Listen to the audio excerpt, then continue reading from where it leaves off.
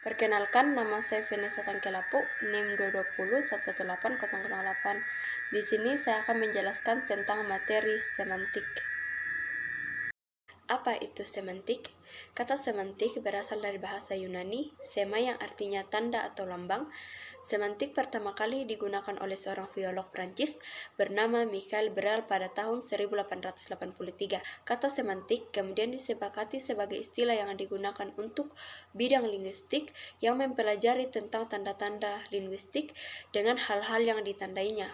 Oleh karena itu, kata semantik dapat diartikan sebagai ilmu atau makna tentang arti, yaitu salah satu dari 3 tataran analisis bahasa: fonologi, gramatika, dan semantik. Berikutnya, hakikat makna.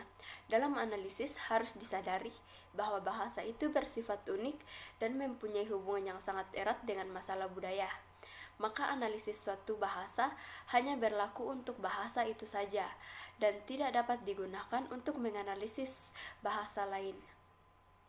Dalam bidang semantik, istilah yang biasa digunakan untuk tanda linguistik dalam leksem yang lazim didefinisikan sebagai kata atau fase yang merupakan satuan bermakna. Yang kedua, makna denotatif dan konotatif.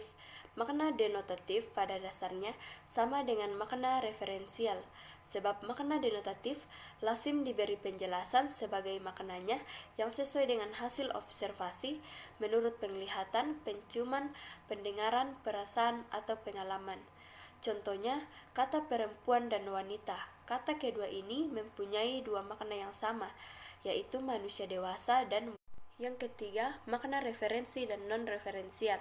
Perbedaan antara makna referensi dan non-referensial berdasarkan ada tidaknya referen dari kata-kata itu.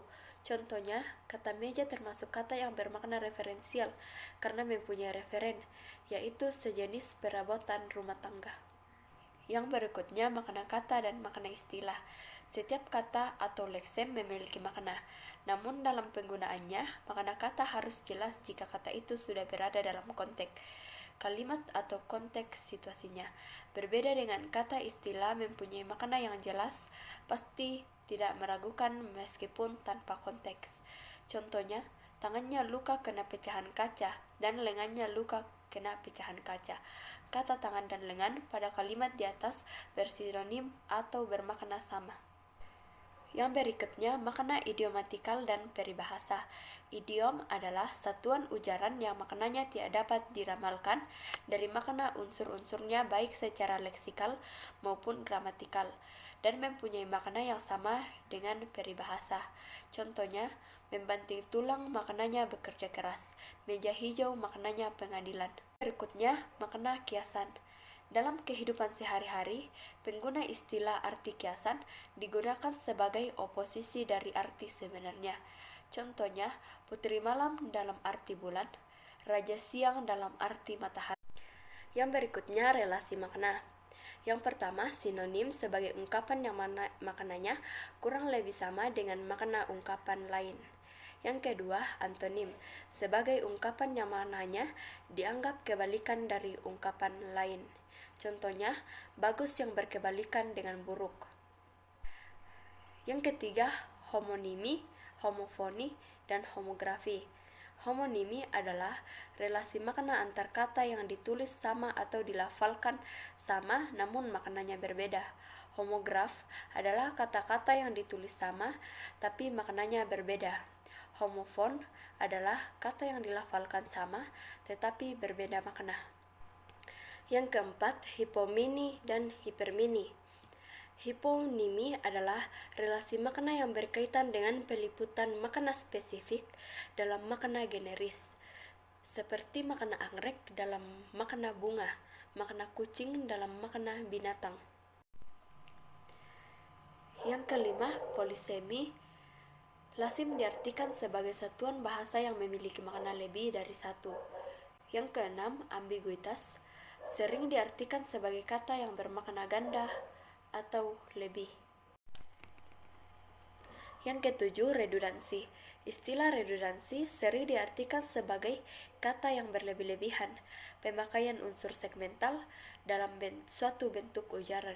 Yang kedelapan, meronimi adalah relasi makna yang memiliki kemiripan dengan hipomini, karena relasi maknanya bersifat hierarkis. Contohnya adalah atap beronimi dengan rumah. Yang kesembilan, makna asosiatif merupakan asosiasi yang muncul dalam benak seseorang jika mendengar kata tertentu. Bagi kebanyakan orang Indonesia, villa mengandung makna asosiatif.